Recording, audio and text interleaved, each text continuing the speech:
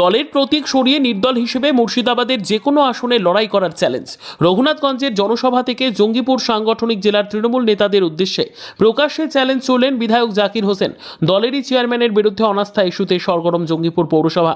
রবিবার বিকেলে জঙ্গিপুর মুনারিয়া হাই মাদ্রাসায় 21শে জুলাইয়ের প্রস্তুতি সভায় সামিল হন বিধায়ক জাকির হোসেন। সেখান থেকেই প্রকাশ্যে চ্যালেঞ্জ ছোড়েন তিনি। খলিলুর রহমানকেও কড়া ভাষায় আক্রমণ করেন।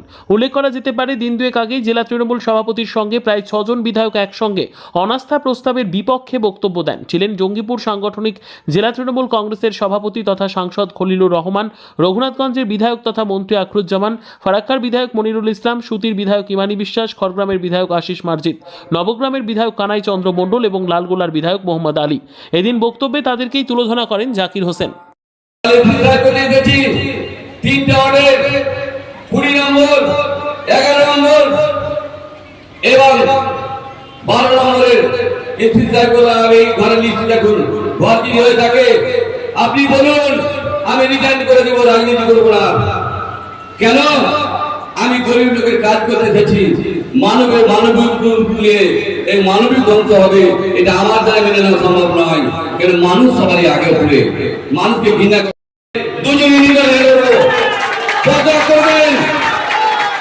আপনারা যদি বলেন যে এই বিধানসভায় নয়, যে কোনো বিধানসভায় আমি লড়তে রাজি আছি, আপনাদের সঙ্গে লড়তে রাজি আছি।